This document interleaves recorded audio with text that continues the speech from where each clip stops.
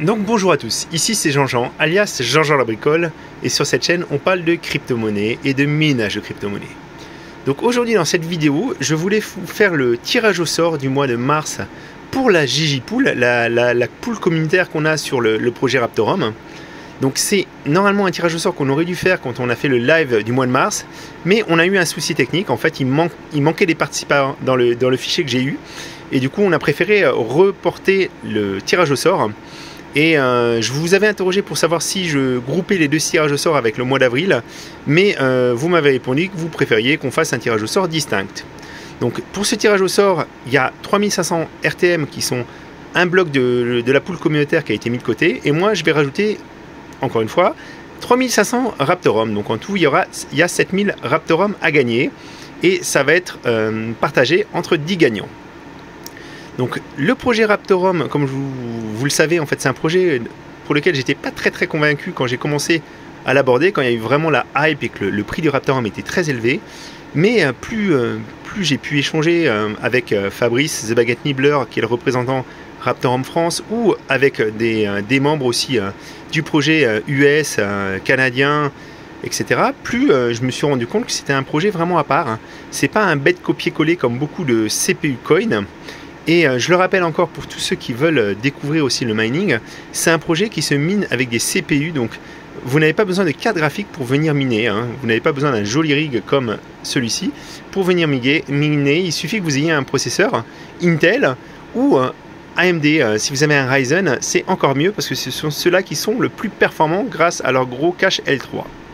Voilà, donc maintenant que c'est dit, je vais vous parler un petit peu, reparler un petit peu plus du projet, et des raisons, parce que là il y a une présentation de l'équipe qui a été faite, donc je vais un petit peu réaborder ça, et ensuite on passe au tirage au sort lui-même. Après la très belle transition à la Michael Bay, bon il manque les explosions, mais ça sera la prochaine fois.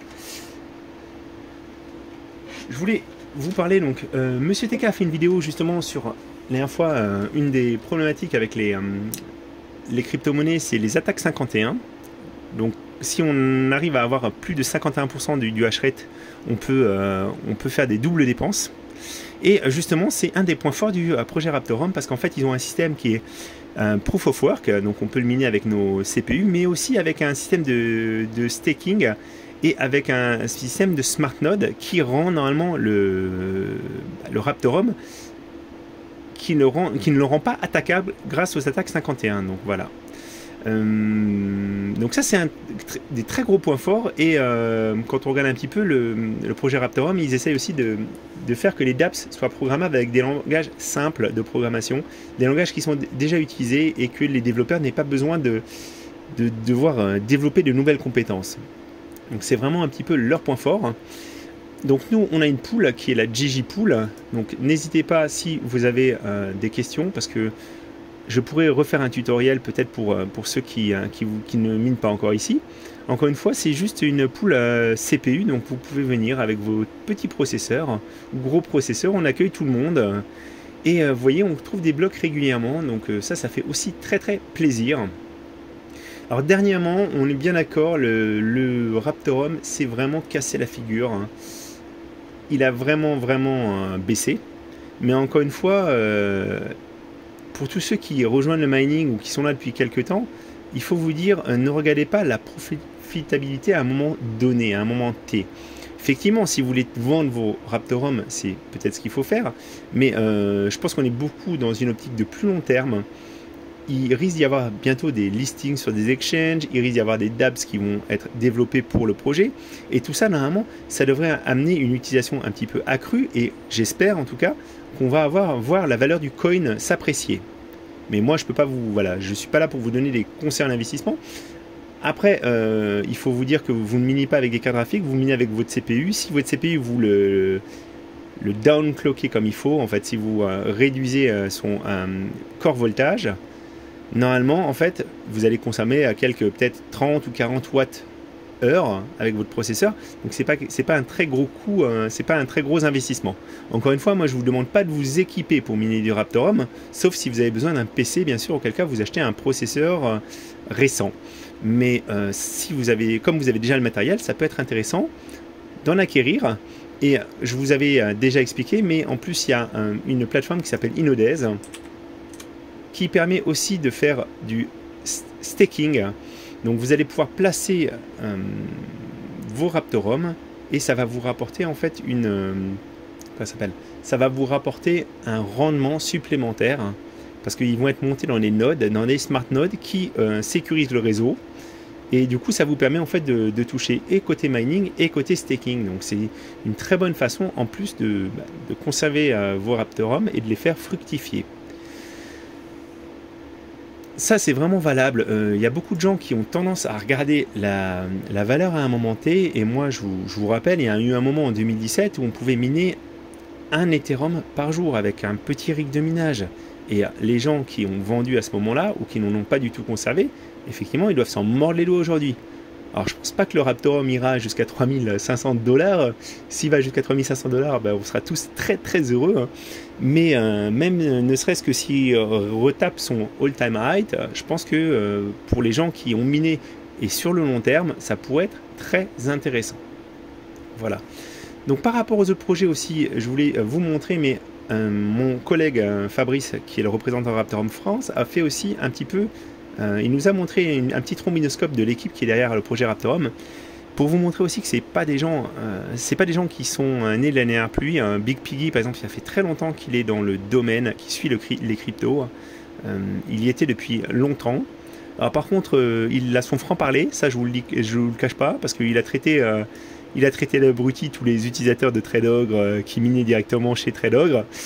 Bon, après, moi je trouve que libre à tout le monde de faire ce qu'il veut, de s'organiser comme il veut, mais en tout cas, moi je lui ai pas parlé à lui, mais j'ai parlé à ses collègues. Je vais vous dire, alors attendez, pas lui, pas elle, mais j'ai déjà échangé avec I'm Legion par exemple, et très disponible sur Discord. Il a vraiment repris les bases pour bien m'expliquer le projet, les questions que je lui posais tout simplement. Donc on voit que c'est des personnes qui ne sont pas là nées de la dernière pluie, ils ont des très fortes compétences techniques aussi. Et ça c'est super important d'avoir une équipe soudée et qui s'y connaît, parce que justement on a bien vu récemment, il y a eu des smart contracts avec des sommes astronomiques de bloqués parce qu'il y a eu des erreurs de programmation. Donc il vaut mieux qu'ils soient pas trop bons en marketing et en Photoshop, parce que le détourage laisse un petit peu à désirer dans certains cas, mais il vaut mieux que ces personnes-là soient fortes sur la partie technique, et je pense que c'est le cas, clairement.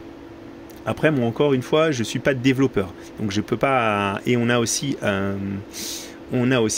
le lead développeur de Raptorum, Tri Nguyen, qui sont des gens qui sont là vraiment dans la communauté crypto depuis des années. Hein. Vraiment, on n'a pas affaire à des nouveaux venus.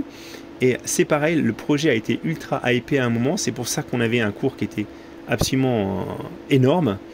Aujourd'hui, la crypto s'est bien cassé la figure, mais c'est pas pour ça que le coin va disparaître ou qu'il va pas avoir d'usage. On voit bien, si vous suivez un petit peu le Discord, il y a quand même des évolutions et le projet suit son cours. Avec ce qui s'est passé récemment, la guerre en Ukraine, tout ça, il y a eu des petites choses qui ont été faites, des petits arbitrages sur les nouveaux listings, mais je peux vous dire qu'ils étaient bien présents au dernier salon parisien, qui sont bien en train de contacter des exchanges et qu'on devrait normalement avoir des listings à venir. Voilà. Donc au niveau du tirage au sort, parce que c'est ça qui vous intéresse quand même, j'ai préparé le fichier, je l'avais retravaillé, donc il est ici, attendez, hop.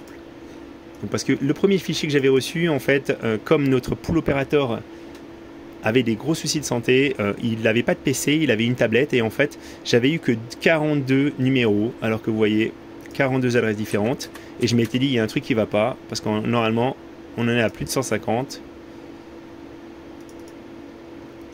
Alors, vous voyez, donc il y a 165 adresses dans le fichier définitif du mois de mars qui m'a été communiqué et que j'ai retravaillé.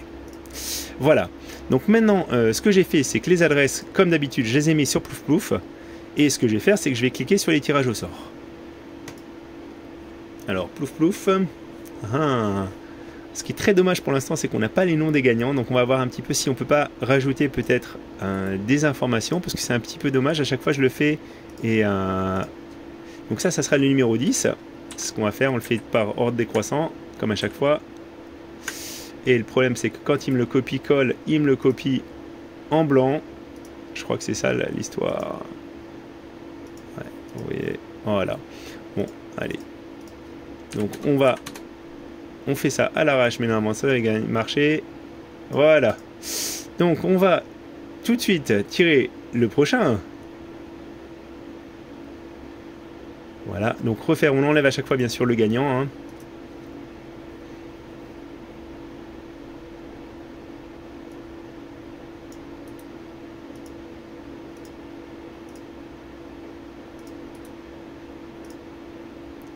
Ok, voilà.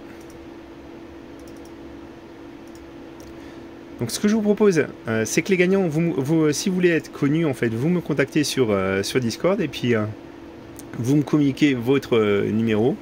Et à ce moment-là, on mettra sur la page de la JJPool, en fait, votre pseudo. Ça pourrait être sympa. Je trouve ça plus sympa que de le faire de façon impersonnelle parce que c'est bien ce qu'on a dit lors de la dernière fois. Autant quand je vous fais un tirage au sort Discord, bah, vous manifestez pour que je vous envoie vos lots. Autant quand je vous fais un tirage au sort JJPool uniquement avec vos adresses, bah, on n'a aucun contact avec les gagnants. Donc c'est un petit peu dommage pour nous hein, et un petit peu frustrant aussi. Donc n'hésitez pas, hein. Moi ça me fait plaisir d'échanger avec vous. J'essaie de vous répondre quand j'ai quelques minutes de dispo. Alors, donc félicitations. On continue bien sûr.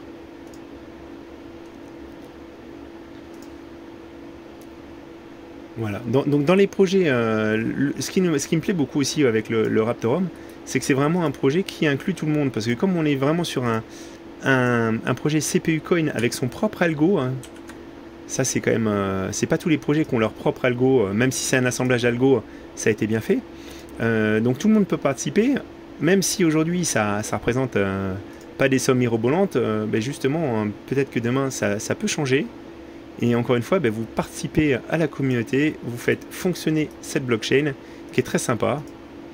Et encore une fois, moi j'ai, pour avoir échangé avec les lead développeurs, je me suis pas présenté du tout. Hein. C'est-à-dire que je leur ai posé des questions sur le Discord comme une personne totalement lambda.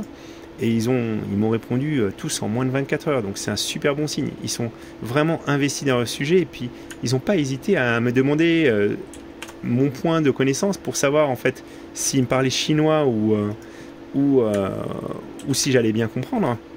Donc ils ont pris leur temps. J'ai pas eu le droit à une réponse toute simple, toute bête. Et ça aussi c'est quand même c'est quelque chose qui est très sympa en fait. C'est pas tous les jours en tout cas qu'on peut parler à une équipe et qu'on a des réponses personnalisées. Hein. Alors on est sur les 3 derniers.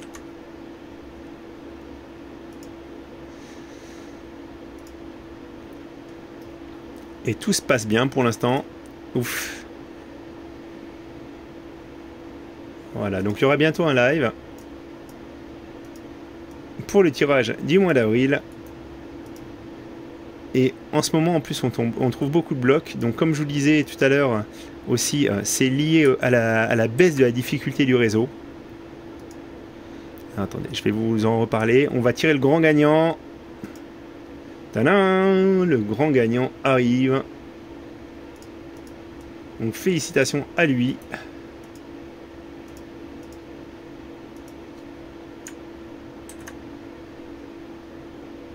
Et voilà. Donc a priori j'ai pas fait d'erreur. J'enregistre le fichier. Et c'est bon. Voilà. Donc ce que je voulais vous montrer au niveau de la pool, hein, c'est, vous voyez, en fait, on a trouvé encore un bloc là, il y a quelques minutes, il y a 1 heure, 7 minutes. Et vous voyez, en fait, le network hash rate, on est à 123 MHz. Donc, sachant qu'à un moment, c'est monté à plus de 300 MHz. Donc, forcément, si notre pool a un hash rate qui est à peu près constant, si on est à peu près dans les 280 workers pour 170 adresses environ, forcément, comme la difficulté a baissé, on trouve des blocs plus régulièrement. Et ça, c'est quelque chose qui est très très agréable. Moi, j'aimerais bien qu'on puisse trouver 2 blocs par jour. Ça serait vraiment super. Pour ça, il n'y a qu'à nous rejoindre si ce n'est pas déjà le cas. n'hésitez pas. On a un Discord aussi qui est très sympa. Sur le Discord, il y a même une petite rubrique Gigipool. Je vous montre. Voilà, où vous pouvez poser vos questions. Et voilà, donc c'est super sympa. Donc d'après ce que j'ai compris, on a trouvé plus de 1 million de RTM depuis le début de la pool. Donc c'est vraiment parce que la pool fonctionne bien. On avait un petit souci à un moment au niveau du stratum. A priori ça s'est réglé aussi. Donc bah, moi je suis super content. Et il n'y a plus qu'à continuer comme ça. Je vous dis à tous encore merci pour votre soutien. C'est super sympa en tout cas d'avoir pu créer ce petit projet. Et moi j'en suis très très fier. Voilà, ben, c'était Jean-Jean et je vous dis à très très bientôt les amis. Et félicitations aux grands gagnants. Donc je vais maintenant vous envoyer vos Raptorum. Voilà. Et pour les Raptorum, je vous rappelle, les règles de la tombola, elles sont là. Tchic tchic tchic. Alors, où est-ce qu'elles sont? Ah voilà, règlement tombola. Voilà. Donc comme je vous disais, en fait, les lots, ils sont là, du 1er au 10e. Et moi, ce que j'ai fait, c'est que j'ai rajouté 3500 Raptorum. Donc en fait, tous les montants qui sont là sont doublés pour les vainqueurs. Voilà, voilà. Et pour participer, en fait, il faut miner de façon... alors, normalement, c'est de façon... Il faut rester sur la pool, en fait. Hein. On ne veut pas quelqu'un qui vienne une journée par mois pour miner. Si vous voulez miner du Raptorum, venez sur la Gigipool, restez sur la Gigipool. De toute façon, en fait, il y a beaucoup de gens qui nous le disent, et on a des gros mineurs aussi sur la pool, qui nous disent, bon, voilà, hein, la pool, elle est aussi rentable qu'une autre pool, quand elle fonctionne bien, hein, bien entendu. Et du coup, pour vous, bah c'est en plus avec le petit tombola en plus, c'est tout bénef. Hein, voilà. Bah, je vous dis à très bientôt.